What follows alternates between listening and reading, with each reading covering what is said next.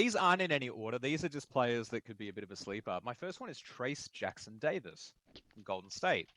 Not many people are talking about him on Golden State, right? Jonathan Kuminga's the young upcoming player, but Mm. Trace Jackson Davis, very hard name to say. He's got kind of like Draymond's potential, right? And the reason why I say that is because in 17 minutes last season, he gave you 8 points, 5 rebounds, and assist, 0.4 steals, but 1.1 blocks, and very little turnovers. And he had a couple of spiky games where he had 4 blocks a couple of times and also had high rebounds, high points. But he's projected to play more, right? I think Golden State are in a bit of a transitional phase and they're going to have more minutes allocated to their guys. And I'll be excited to see what he does, right? But at at the late stage in the draft, if you're really, really deep and you're trying to figure it out, I really like that one. This is where I put in Ben Simmons, So, Mr. Strauss. so you think there's sleeper potential there? Is that what you're Yes, saying? because what I'm saying is, if I'm in a 14-person draft and the draft's been going on for 2.5 hours, and my back's kind of sore from a hard day at work, and I'm starting to get a headache, and I'm getting a little tired, and someone has been really bothering me in the house, whether it be a kid, pet, spouse, whatever it may be, and I need to make a choice, and I've only got 30 seconds on the clock, and I'm looking at a list of people, and I'm trying to say, this person's probably never touching my lineup or is only going to be really giving me minor stats. I want to see if I can get someone potential. Ben Simmons comes into the picture. Yes, the professional con man who gets paid 40 million to have a sore back. He's living the dream. Um, He needs to have a good year, then maybe he can get another 40 million somewhere else. or even just a solid 10 million. He's literally playing for his next contract because no one will pick him up otherwise. He averaged, in a very short period of time last season, 6 points, 8 rebounds, almost 6 assists, almost a steal, almost a block. And that's just in 24 minutes. He's about to play on a bad team. Mm. And Brooklyn strategically would say, if you can play for us, we want you to play 30 minutes. We want you to play really, really well because we want to figure out if you have any trade value. I doubt anyone would trade for that contract unless, and I'm saying this right now, this new CBA rule, we just saw it with New York and Minnesota.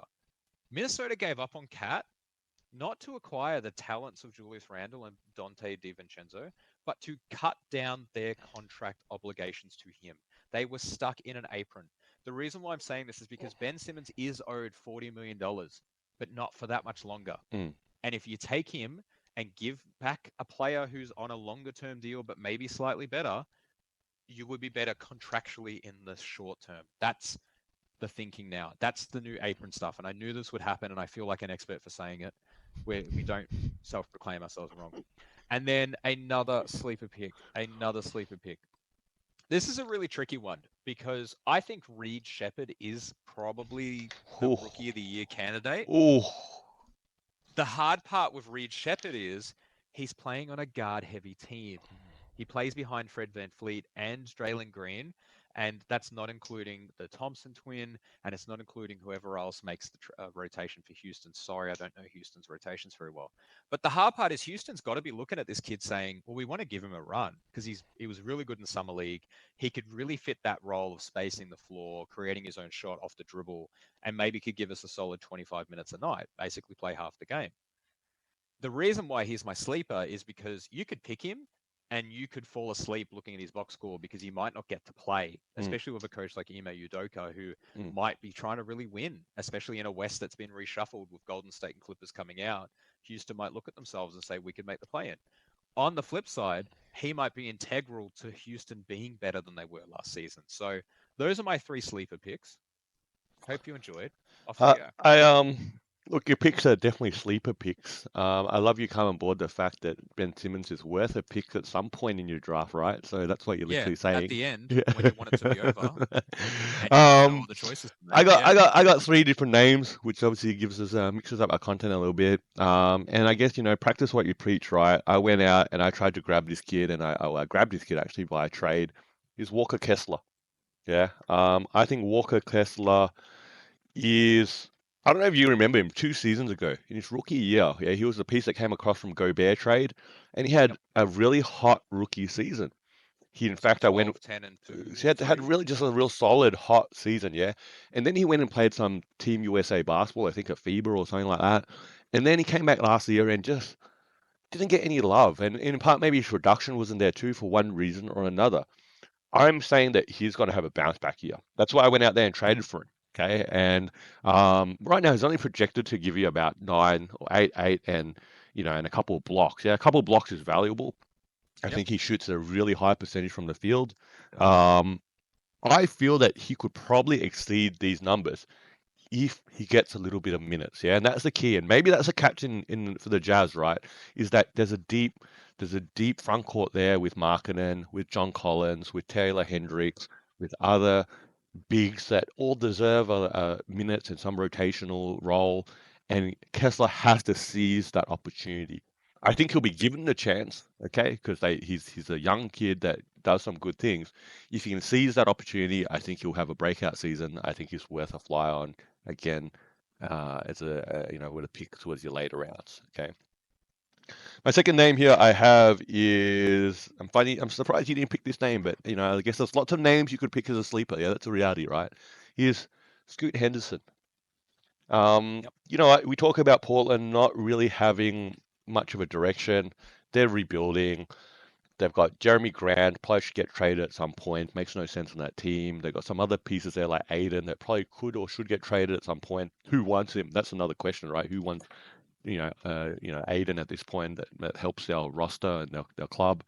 But Scoot Henderson is a key part of the future. He's too young and too early to say he's a bust.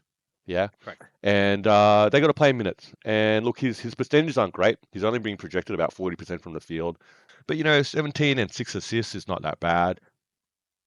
Again, we're talking about a pick and a sleeper pick. We're talking about in the last couple of rounds of your draft, or paying $1 or $2 tops for this sort of player, right? And if you're willing to stash him there, watch how he progresses. He'll get his opportunities. Hopefully, he takes a step up.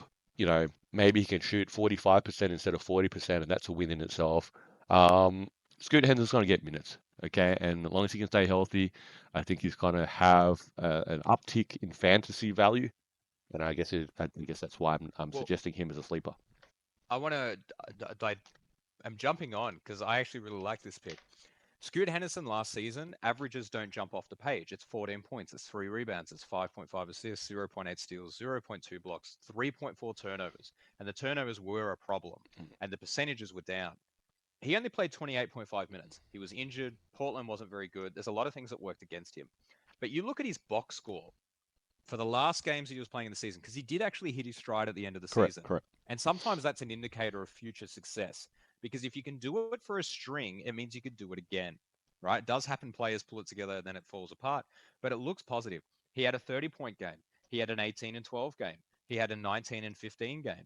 He had a 15 and 8 game. There's some good stats there. I do need to preface this with he also had 9 turnovers and 8 turnovers in some of those games. So he's a sleeper because, and I think this is where our definition of sleeper could really be exciting and a lot better than people realize.